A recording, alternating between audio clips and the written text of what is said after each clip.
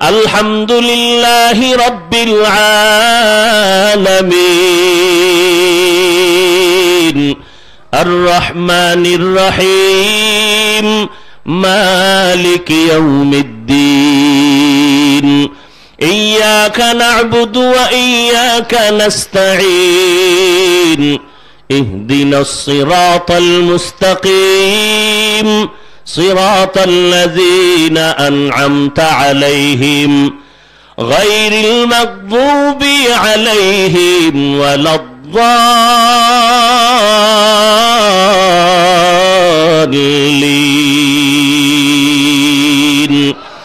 মায়ার নবী তেলাওয়াত করেন, আম্মাজান বলেন নবী নামাজে প্রথম রাকাতে তেলাওয়াত সূরা বাকারা পড়ে শেষ, আর এক সূরা শুরু করলেন, এভাবে তেলাওয়াত বন্ধ নাই। কারণ আল্লাহর সাথে বান্দা যখন তেলাওয়াত করে আমার মাওলার মোহাব্বত বাড়তে থাকে। নবীর মোহাব্বত এত বেড়ে গেল তেলাওয়াত কমে না, নবীর রুকু সেজদার চিন্তা পর্যন্ত নাই। দীর্ঘ সময় দাঁড়ায়া নামাজ পড়িয়া কেরাত পরে রুকুতে চলে গেলেন। এই রুকুতে গিয়াও নবীর কান্না বন্ধ নাই, এই পরিমাণ দেরি করলেন আর কাঁদলেন।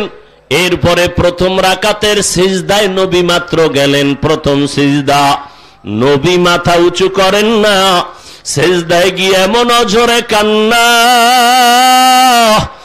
আল্লাহর নবী বলেন, ও মুমিন, তুমি যখন তোমার কপালটা মাটিতে ঠেকায়া দাও, তোমার কপাল মাটিতে ঠেকাবার আগে আমার মাওলা কুদরতের কদম তোমার কপালের নিচে ঢুকায়া দেয়।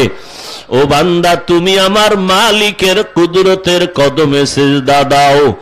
মায়ার নবী সিজদায় পড়ে এত কান্নার আওয়াজ, আর মাথা উত্তোলন করেন না। দ্বিতীয় সিজদাও নবী এখনো দেন নাই।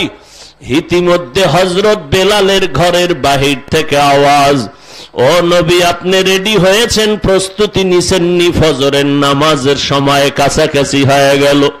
কি পরিমাণ আল্লাহর নবী নামাজে আমার মাওলার মোহাব্বতে পাগল পারা হয়ে গেলেন। আল্লাহর মোহাব্বত তৈরি করার জন্যই তো আল্লাহ ওয়ালাদের দরবারে আসা। আল্লাহর সাথে বান্দার মোহাব্বত যখন তৈরি হয়ে যাবে, ওই বান্দার তখন আর দুনিয়াদারি কিছুই মজা লাগবে না। ওই বান্দা এমন অবস্থা হবে, পানির ভিতরে বান্দা যখন ডুব দেয় অবস্থা তার এমন হয়, তার ডানে পানি, বামে পানি, সামনে পেছনে পানি ছাড়া কিছুই দেখে না।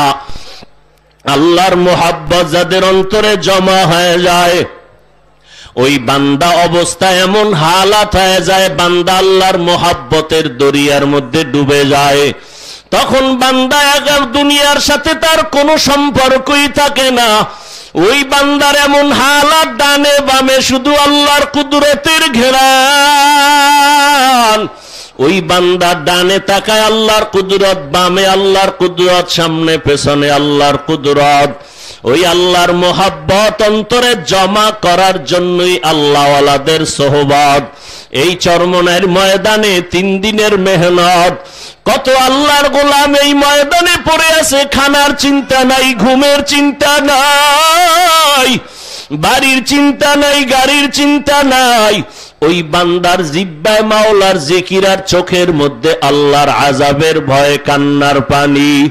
আল্লাহর কাছে আমরাও দোয়া করি, ও আল্লাহর বান্দা যাদের কলবে আল্লাহর মোহাব্বত তৈরি হয়ে গেল, যারা এই ময়দানে আমরা আসছি, আমার আল্লাহ কাউকে যেন ফিরাইয়া না দেন। আল্লাহর মোহাব্বত আর নূর ও মারিফত আমাদের সকলের সিনায় দান করেন, আমিন। আল্লাহ পাক আমাদের সবাইকে আহলুল্লাহদের সোহবত নিয়ে, ঈমানের নূর নিয়ে, নবীজির সুন্নত অনুযায়ী চলার তৌফিক দান করেন, আমিন। ওয়া আখিরু দাওয়ানা আনিল হামদুলিল্লাহি রাব্বিল আলামিন। ওয়াসসালামু আলাইকুম ওয়া রাহমাতুল্লাহি ওয়া বারাকাতুহু।